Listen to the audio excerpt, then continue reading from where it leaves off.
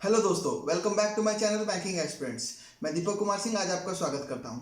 आज के वीडियो में मैं आपको आईबीपीएस क्लर्क प्रीलिम्स 2020 का सेल्फ गिवन एनालिसिस दूंगा। तो अगर आपका ये एग्जाम 12 तारीख को है तो इस वीडियो को पूरा देखें, क्योंकि इस वीडियो के बीच में मैं 2-3 पॉइंट ऐसे बोलूंगा जिससे आप अपना स्कोर 12 तारीख को मैक्सिमाइज कर सकते हैं। तो चलिए स्टार्ट करते हैं। पहले मैं बोलूंगा इंग्लिश सेक्शन के ऊपर। इंग्लिश सेक्शन में एक रीडिंग कॉम्प्रिहेंशन गिरा था जिसके ऊपर बेस्ड 8 क्वेश्चन थे। इस 8 क्वेश्चन में से 6 क्वेश्चन डायरेक्ट रीडिंग कॉम्प्रिहेंशन के ऊपर ही बेस्ड थे। जैसे रीडिंग कॉम्प्रिहेंशन के ऊपर क्वेश्चन पूछता है और आंसर आपको टिक करना होता है। और ये रीडिंग कॉम्प्रिहेंशन गिरा था, हाँ, ऑफिस वर्क कल्चर के ऊपर ये रीडिंग कॉम्प्रिहेंशन गिरा था। और बाकी जो 2 क्वेश्चन थे वो एंटोनिम सिनोनिम के ऊपर पूछे गए थे। जैसे पैसेज में एक वर्ड हाईलाइट कर देता है बोल्ड में और उसको पूछता है कि इस वर्ड का सिनोनिम क्या हो सकता है, तो उसी तरह के 2 क्वेश्चन पूछे गए थे। उसके बाद आपका था सेंटेंस रीअरेंजमेंट। सेंटेंस रीअरेंजमेंट के 5 क्वेश्चन थे। इसमें आपको 5 सेंटेंस दिए गए थे ABCDE करके। इन 5 सेंटेंस को आपको करेक्ट ऑर्डर में अरेंज करना था जिससे एक कंप्लीट सेंटेंस फॉर्म हो जाए। तो ये भी इजी था। रीडिंग कॉम्प्रिहेंशन भी आप मॉडरेट बोल सकते हैं। अगर आपका रीडिंग अच्छा है तो आप ये दोनों आराम से कर सकते हैं। तीसरा, fill in the blanks. Fill in the blanks आपके 3 मार्क के आए थे। ये बिल्कुल बहुत ही इजी थे, ये आप 1 मिनट के अंदर ही कर सकते हैं। और फोर्थ जो आया था, तीन क्वेश्चन आए थे इसके। ये था find out the misspelled word. मतलब इसमें एक सेंटेंस में 3 वर्ड को अंडरलाइन किया था, उसमें से आपको ढूंढना था कि कौन सा वर्ड मिसस्पेल्ड है। जैसे कि मेरे शिफ्ट में एक सेंटेंस दिया गया था जिसमें सरप्राइज का स्पेलिंग गलत था, तो मुझे जब पता चला सरप्राइज का स्पेलिंग गलत है तो मैं वो ऑप्शन क्लिक करूंगा। और फोर्थ में आपका आया था फाइंड द करेक्ट सेंटेंस। मतलब इसमें 5 सेंटेंस दिए गए थे और आपको क्वेश्चन में पूछा गया था कि इनमें से जो ग्रामेटिकली करेक्ट सेंटेंस है उसको आपको क्लिक करना है ऑप्शन में। तो ये इंग्लिश का पेपर था। और तो इंग्लिश का ओवरऑल मैं अगर लेवल बोलूँ तो वो इजी था, हर शिफ्ट में इजी था। मतलब इजी से मॉडरेट आप आराम से 23 प्लस अटेंड कर सकते हैं अगर आपका रीडिंग अच्छा है तो। इसके बाद क्वांट्स के बारे में मैं बताता हूँ। एक्चुअली क्वांट्स, पहले मैं क्वांट्स का पेपर पैटर्न बता देता हूँ, किस किस टाइप के कितने कितने नंबर के क्वेश्चन गिरे थे।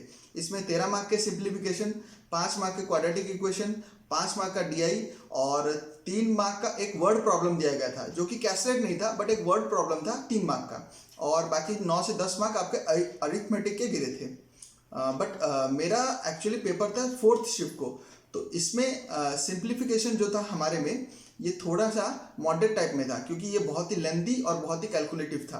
तो अगर आपका एग्जाम 12 तारीख को है तो मैं आपको सजेस्ट करूंगा कि आप सिंप्लीफिकेशन मतलब कैलकुलेशन पे ज़्यादा ध्यान दीजिए, ताकि आप सिंप्लीफिकेशन को ज़्यादा अच्छे से कर सकें। एक्चुअली प्रॉब्लम ये होता है सिंप्लीफिकेशन में मेरे शिफ्ट में कि हमारे को सब मिक्स्ड फ्रैक्शन में वैल्यू दिया गया था। जैसे 1/3 का क्यूब माइनस 2/3 का क्यूब प्लस 4/5 का क्यूब, तो इसको निकालना था। और जैसे √ऑफ 6.25 इंटू 0.05 इक्वल टू x, तो कहीं ना कहीं ये आपका कैलकुलेशन आपको अच्छा रखना पड़ेगा।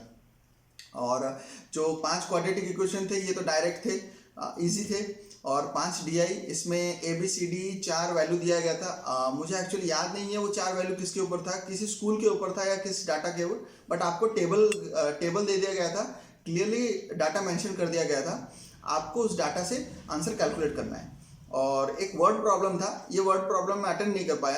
एक्चुअली सिंप्लीफिकेशन में मैं थोड़ा अटक गया था, पर अरिथमेटिक से मैंने 4 क्वेश्चन अटेंड किए हैं, जिसमें मैंने बोटन स्ट्रीम से 1 अटेंड किए हैं, प्रॉफिट एंड लॉस से, टाइम वर्क से और स्पीड टाइम डिस्टेंस से मैंने अटेंड किए हैं। तो कैलकुलेशन आपका अच्छा है तो आपका पेपर क्वांट्स का अच्छा जाए।